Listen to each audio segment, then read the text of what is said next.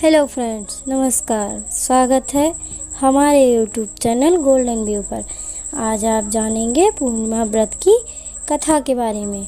हम आज आपको सुनाएंगे पूर्णिमा व्रत की पावन कथा। अगर आप हमारे यूट्यूब चैनल गोल्डन व्यू पर पहली बार वीडियो देख रहे हैं तो प्लीज़ हमारे यूट्यूब चैनल को सब्सक्राइब जरूर करें, वीडियो को अंत तक देखें और लाइक शेयर कमेंट करें। धन्यवाद। तो आइए जानते हैं पूर्णिमा व्रत की पावन कथा के बारे में। सनातन धर्म में पूर्णिमा तिथि का अत्यंत महत्व है। इनमें से पूर्णिमा अत्यंत फलदायी मानी जाती है। इस दिन व्रत रखने व ज्येष्ठ पूर्णिमा की कथा सुनने का विशेष महत्व है। तो चलिए इस पावन कथा का रसपान करते हैं। पौराणिक कथा इस प्रकार है। कथा में वर्णन मिलता है कि किसी नगर में धनेश्वर नाम का एक ब्राह्मण रहता था। उसकी पत्नी रूपवती, पतिव्रता और सर्वगुण संपन्न थी। बस दुख था तो सिर्फ इस बात का कि उनकी कोई संतान नहीं थी। यही कारण था कि वे बहुत चिंतित रहते थे। एक बार उस नगर में एक महात्मा आए। वो नगर के सभी लोगों को से दान लेते थे, लेकिन धनेश्वर की पत्नी जब भी उन्हें दान देनी जाती तो वे उसे लेने से मना कर देते थे। एक दिन धनेश्वर ने उन ब्राह्मण महात्मा के पास जाकर पूछा, हे महात्मन, आप नगर के सभी लोगों से दान लेते हैं, लेकिन मेरी पत्नी के हाथ का दान क्यों नहीं स्वीकार करते? महात्मा बोले, हे विप्र, तुम्हारे कोई संतान नहीं है और जो दंपत्ति निसंतान है उसके हाथ से भिक्षा लेना अधम या पापी के हाथ से भिक्षा ग्रहण करने के समान है। धनेश्वर ने करबद्ध हो निवेदन किया, हे मुनिवर, यदि संतान प्राप्ति का कोई उपाय हो तो बताएं। महात्मा बोले, तुम 16 दिनों तक श्रद्धा पूर्वक माता काली की पूजा करो। माता प्रसन्न होंगी तो पुत्र रत्न की प्राप्ति अवश्य होगी। उपासना और वरदान मिला। धनेश्वर ने काली माता की पूजा की और उपवास रखा। माँ काली ने स्वप्न में दर्शन देकर कहा, तुझे पुत्र मिलेगा, पर वह 16 वर्ष की आयु में मरेगा। यदि 32 पूर्णिमा व्रत करोगे तो वह दीर्घायु होगा। माता ने आम का एक फल तोड़कर पत्नी को खिलाने का निर्देश दिया। गणेश जी की कृपा से धनेश्वर फल तोड़कर लाया और अपनी पत्नी को दिया। कुछ समय पश्चात धनेश्वर की पत्नी गर्भवती हुई। पुत्र का जन्म हुआ। नाम रखा देवीदास। 16वें वर्ष की चिंता ने माता पिता को फिर से घेर लिया। काशी की यात्रा। देवीदास को मामा के साथ काशी पढ़ने भेजा गया।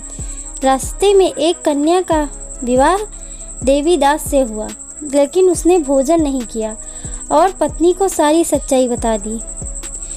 देवीदास ने पत्नी से कहा, एक पुष्प वाटिका तैयार करो। यदि पुष्प खिल रहे हैं तो मैं जीवित हूँ और यदि सूख जाएं तो समझ लेना मैं नहीं रहा। सर्प और काल देवीदास के पास आए। शिव पार्वती वहाँ प्रकट हुए। माता पार्वती ने कहा, उसकी माता ने 32 पूर्णिमा व्रत रखे हैं, कृपया इसे जीवन दान दें। भगवान शिव ने देवीदास को पुनर्जीवित किया। वाटिका पुनः हरी हुई। पत्नी ने देखा कि पुष्प पुनः खिल गए हैं। पत्नी समझ गई कि पति को जीवन दान मिल गया है। देवीदास काशी से वापस लौटे। पत्नी ने पहचान लिया। माता पिता प्रसन्न हुए। मान्यता है, तभी से यह मान्यता है कि पूर्णिमा व्रत करने व कथा सुनने से भगवान विष्णु की कृपा प्राप्त होती है। संतानहीन दंपति को उत्तम संतान मिलती है। तो भक्तों, ये थी ज्येष्ठ पूर्णिमा की पावन कथा। हमारी कामना है कि आपका ये व्रत सफल हो और संपूर्ण फल मिले। ओम नमो भगवते वासुदेवाय। जय माँ लक्ष्मी। अब हम जानेंगे पूर्णिमा व्रत की पूजा विधि के बारे में। हिंदू धर्म में पूर्णिमा तिथि को बहुत महत्वपूर्ण माना जाता है। इस तिथि पर स्नान, दान, सत्यनारायण जी की पूजा और पितरों को तर्पण देने का विधान है। मान्यता है इस पूर्णिमा तिथि पर गंगा स्नान करने और विधिवत पूजा करने से जातक को कई गुना फल की प्राप्ति होती है। तो पूर्णिमा की पूजा बहुत ही अधिक लाभकारी होती है। ये है हम बता रहे हैं पूजा की विधि और पूजा की सही तरीकों के बारे में। पूजा से पहले किए जाने वाले कार्यों के बारे में जानते हैं। इस दिन भक्त ब्रह्म मुहूर्त में उठकर स्नान आदि कार्यों से निवृत्त हो जाएं। पूर्णिमा के दिन वैसे तो गंगा स्नान का विशेष महत्व है, लेकिन अगर ये संभव नहीं है तो आप किसी पवित्र जलाशय या नदी में स्नान कर सकते हैं। अगर ये भी संभव ना हो तो घर में ही जल में गंगा जल मिलाकर स्नान कर लें। प्रातः काल में स्नान के बाद सूर्य देव को अर्घ्य अवश्य दें और व्रत का संकल्प लें। पूर्णिमा पर की जाने वाली भगवान सत्यनारायण की पूजा विधि। पूर्णिमा तिथि पर भगवान सत्यनारायण और माता लक्ष्मी की पूजा का विशेष महत्व होता है। इसके लिए पूर्व दिशा में एक चौकी स्थापित कर लें और चौकी पर पीला वस्त्र बिछाएं। चौकी पर गंगा जल छिड़कें और उस स्थान को शुद्ध करें। अब चौकी पर अक्षत के कुछ दाने आसन के रूप में डालें और भगवान सत्यनारायण, लक्ष्मी जी की प्रतिमा या तस्वीर के साथ ही भगवान गणेश की प्रतिमा या चित्र को स्थापित कर लें। कलश में रखे जल को एक फूल की सहायता से लेकर स्नान के रूप में एक एक करके सभी देवी देवताओं पर छिड़कें। इसके पश्चात चौकी के दाईं ओर अर्थात आपके बाईं ओर एक दीपक प्रज्वलित करें। अब ओम नमो भगवते वासुदेवाय नमः मंत्र का जाप करते हुए आचमन कर अपनी आंतरिक शुद्धि करें।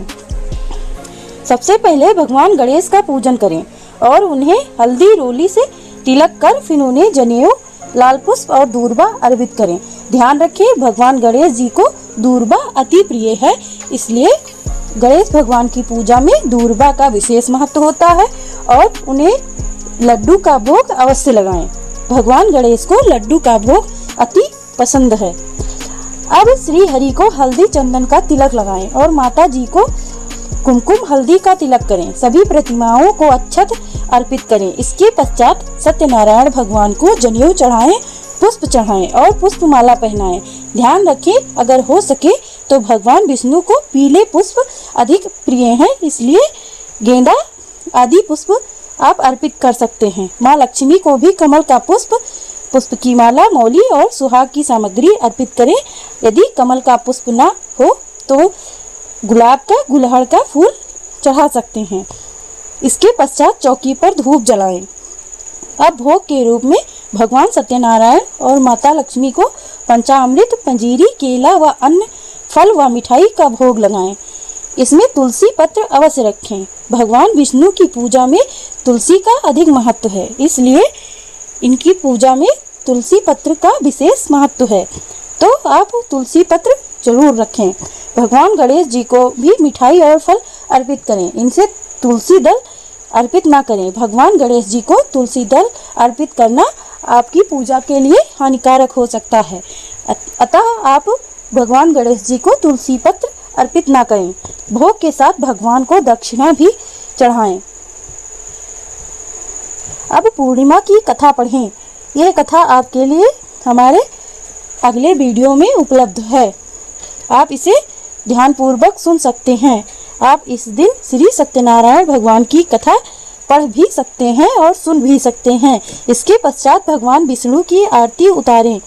अंत में हाथ में अक्षत और पुष्प लेकर भगवान से पूजा में हुई किसी भी तरह के भूल के लिए क्षमा मांगे और अक्षत व पुष्प को भगवान के चरणों में डाल दें।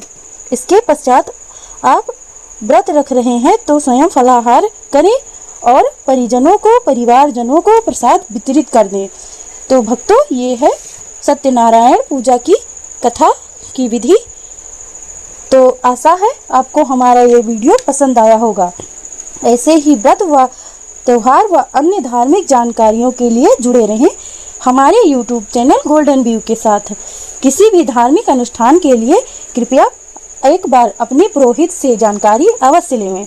वीडियो में अंत तक बने रहने के लिए आपका बहुत बहुत धन्यवाद। अब अगर आपको हमारा वीडियो पसंद आया है तो हमें कमेंट करके ज़रूर बताएं। वीडियो को लाइक शेयर करें। अगर कोई त्रुटि रह गई हो तो हमें ज़रूर बताएं। स्वस्थ रहें, मस्त रहें। अभी के लिए बस इतना ही। राधे राधे। ओम नमो भगवते वासुदेवाय।